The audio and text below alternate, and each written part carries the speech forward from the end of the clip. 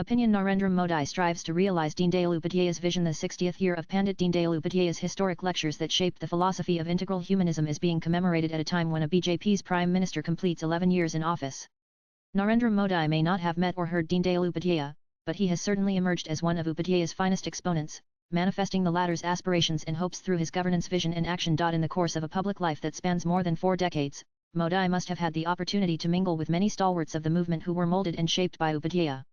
Upadhyaya, the RSS Pracharak, was deputed to the newly formed Jana Sangh, as Dr. Syama Prasad Mukherjee's understudy in 1951. He went on to shoulder the burden of laying the foundation of the new political party for the next 15 years, emerging as one of the tallest leaders of the Nehruvian and the immediate post-Nehruvian era. Modi, an RSS Pracharak, was deputed to the newly formed BJP and for the next 3 odd decades, toiled for the new party, at various levels, till he scripted and charted out for it a historical course that is altering India's trajectory. Deendayal Upadhyaya established the Jana Sangh as an alternate pole in Indian politics, while Modi has been successful in positioning the BJP as the preeminent political party in India in 3 decades. These 3 decades were characterized and dominated by coalition politics and unstable governments which were pulled in various directions under the exigencies of political demands and short-term calculations. Absent, during these 3 decades, was a grand narrative of where India ought to be and of how to reach that position.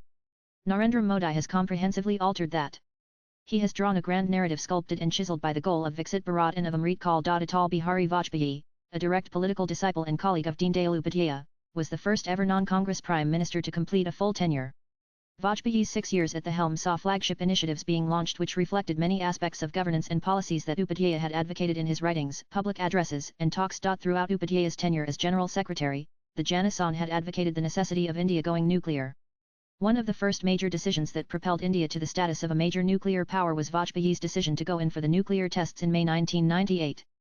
The flagship Sarva Shiksha Abhiyan, launched by Vajpayee, which saw a massive grassroots focus on education especially among the most marginalized, was another governance milestone that manifested Upadhyaya's philosophy and his hopes of empowering and equipping those left out and left behind. Pandit Deendayal Upadhyaya delivered his 4 lectures at Mumbai's Ram Naran Ruya College grounds on the philosophy of Ektama Manava Darsana on April 22-25, 1965. These lectures eventually formed the bedrock of the Bharatiya Jana Sangh and later the BJP's political philosophy and action.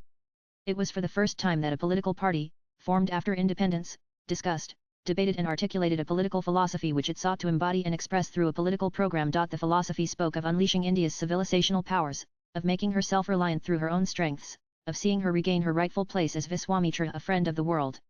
A power that is benign but not powerless. Upadhyaya spoke of India seeking out her own all-around progress, based on her innate strengths and experiences. This national march towards prosperity, Upadhyaya's philosophical postulates insisted, had to be equitable. No one could be left behind. In Upadhyaya's lectures one discerns the hope of ushering in a Viksit Bharat and a Samriya Bharat.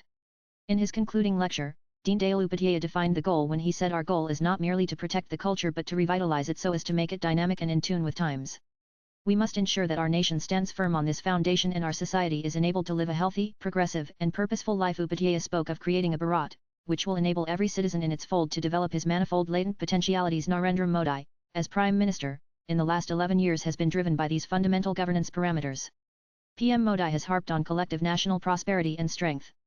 To realize a healthy and purposeful living has been the key goals of his governance action. Swipe left for next video. Narendra Modi's vision of Garib Kalyan, his governance philosophy of reaching out to the most marginalized, his unceasing emphasis on Atmanirbharta self-reliance, his uncompromising championing of India's national interest and of her national security, his Panchamrit foreign policy, which is a shift from a powerless and defensive Panchsheel-driven foreign policy, his focus on securing and developing India's borders, his concept of Jan Bhagadari, his fulfilling the promise of one nation, one constitution, his vision of Ek Bharat, Sresht Bharat, his emphasis on Vikas or Virasat, which means development along with the preservation and dissemination of the fundamentals of our national heritage and inheritance, fundamentally and intrinsically reflect Deendayal Upadhyaya's thought and vision. The author is Chairman, Dr. Syama Prasad Mukherjee Research Foundation, and a member of the National Executive Committee, BJP.